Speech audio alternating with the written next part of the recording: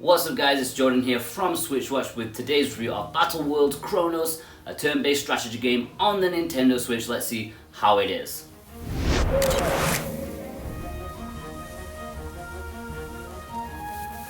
As you may have gathered from the name alone, Kronos is set in the future where in order to decide who rules the universe, you have a war. As you do.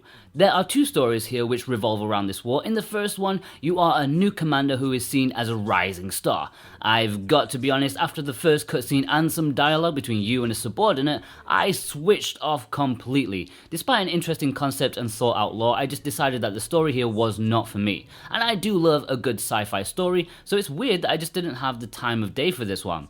Maybe it's a cheapness in story production. The cutscenes are fine enough, but the dialogue between generic looking characters and static art and text boxes was enough to check me out. It just didn't have the production value to entice me. It didn't help that even if you so much as breathe near your controller, any cutscene will skip. Just be careful if you need to sneeze while there's a cutscene going on, or you will miss it. I mean, I literally didn't finish a single one just because I accidentally skipped them all of the time. You're a good commander.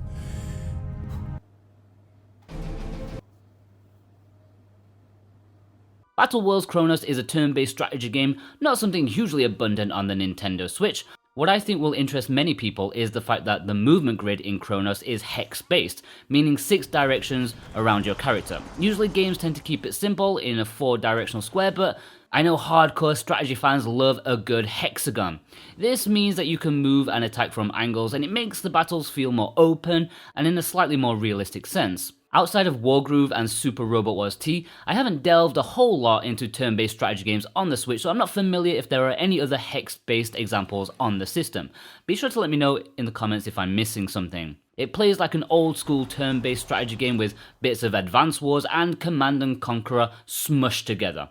The heavy focus is on combat rather than construction or resources, but those do play a small part here. The game is separated into missions. Long missions. Most will take a couple of hours, I'm sure, and that's if you don't mess up. They have variety too, although I still don't forgive the developers for putting in an escort mission as the second mission. They even admit everyone hates escort missions in the dialogue. Aside from that discretion, there's always a new kind of gimmick for each stage, and they gradually introduce new concepts. Usually you'll have a couple of primary goals and some secondary goals to aim for, and due to the mission length, the goals will often change once you've got to a certain point. For example, a desperate retreat may end up turning into a full all-out counterattack. I've got to say, you're getting a lot of bang for your buck with this game, even if it's not quite up there with the classics of the genre. I think there are enough variety in units, although their visual representation often muddles them up on the screen, and so many of them end up looking pretty much the same and doing similar enough attacks. But you have infantry, land vehicles, plus air and sea options too. You can capture buildings with your infantry, which can present additional units right off the bat, or you can use resources to build specific things that you want. It's decent, if perhaps a bit long-winded. When you have dozens of units that need moving, the slow-paced nature plus the less than stellar interface can make it a bit of a slog at times. Now, I do love a good pensive strategy game as much as anyone, but just moving all your guys one by one, scrolling through them, it can be a bit of a chore at times. And it's tough. Oh my god, is it tough. You are always under-resourced, undermanned, and if you're as stupid as me, outmaneuvered. Right at the beginning, the developers pop up a message stating how proud they are that Kronos is a tough game, and it's one that you need to learn and pay attention to every single detail in the tutorial like your life depends on it. Naturally, I skipped through most of it, and yeah, it's a toughie, but doable. There are 3 different difficulties if you want to notch it down a step, plus you can call in reinforcements every 10 turns, but you won't get a shiny badge at the end of the mission if you do so. Normally I don't mind tough games, but when you lose an hour of progress after you've toiled to get where you were, I think many people will lose their determination with this one. But if you revel in that kind of stuff, you're sorted. I'm sure you'll enjoy it. Plus, the lower difficulty is just about manageable. What you are about to witness is the greatest visual effects you've ever seen. Even James Cameron would be astounded. Prepare to be amazed.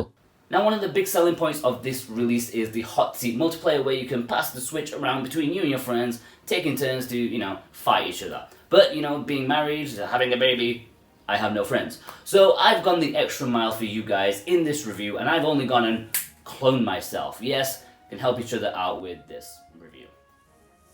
Good looking lad. Nailed it!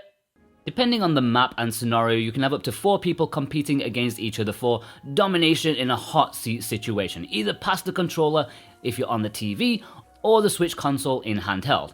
There are a nice selection of maps to choose from, large, medium and small. There's one focused on sea battles, there's one in the desert, you get the idea. You can see that a lot of effort was put into this facet, at least with the PC release. Unfortunately, the Switch multiplayer is heavily watered down. Sadly, the only option is to do the hot seat, by which you pass a controller or a Switch console. There's no online play or map creations or anything like that. It's just hot seat between you and up to 4 people. That's it.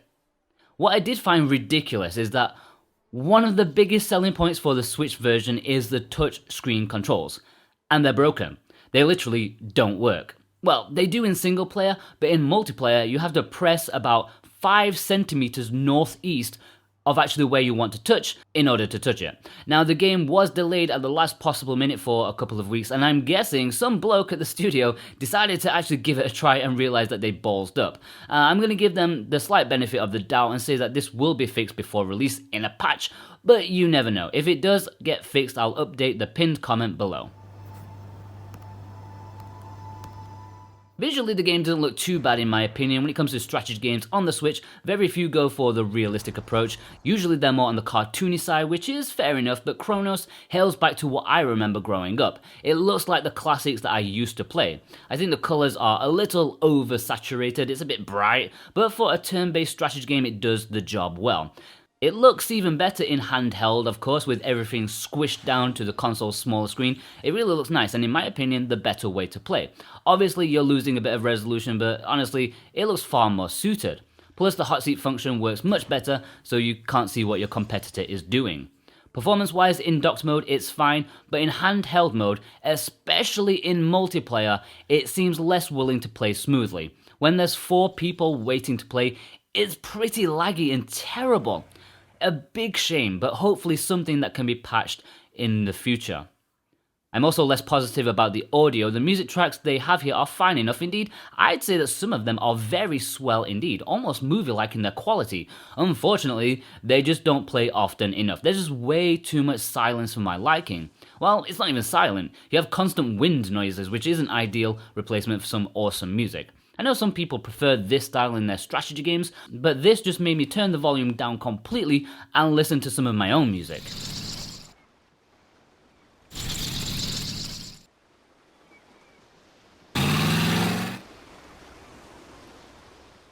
In terms of value, Battle World's Kronos is coming in at £26.99 in the UK and £29.99 in the US and Europe in their respective currencies.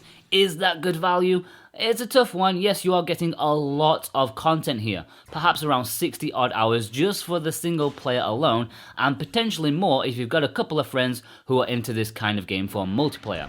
For that amount of hours, usually any game is worth that price. But looking at other platforms, you can get this for around $10 cheaper on Xbox, and I'm not complaining this one is part of the Switch tax because I'm sure other releases had parity with this price once upon a time. But, it's something to think about if you own multiple consoles. I'm not sure the small additions here make it massively worth it over other systems, aside from the ability to play on the go.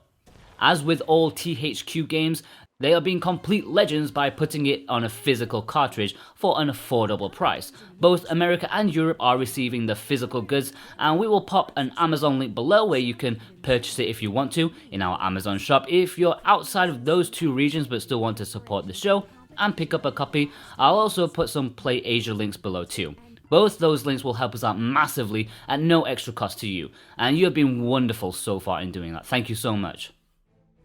Before we get into my final thoughts, and if you've enjoyed this review so far, and you're new here, then consider hitting that subscribe button and that little bell to keep up with all our Switch content. We 3 at SwitchWatch work super hard to bring you reviews, gameplays, and features all relating to the Switch, so if you're a Switch owner, you won't regret it.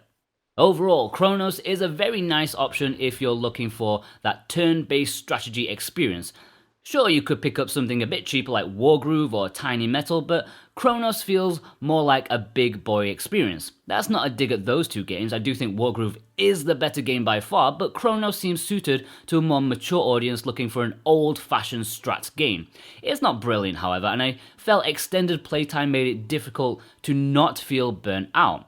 But for a mission a day while on the bus or before bed, yeah, why not? A lot of bang for your buck too, but interface issues and pacing does bring it down a notch as well. It's a solid, if unremarkable, 7 out of 10. Be sure to check out Johnny's review of Wargroove if you haven't checked that out yet. It's a lot better than this, so it's well worth a look. I'll see you guys over there. Take care.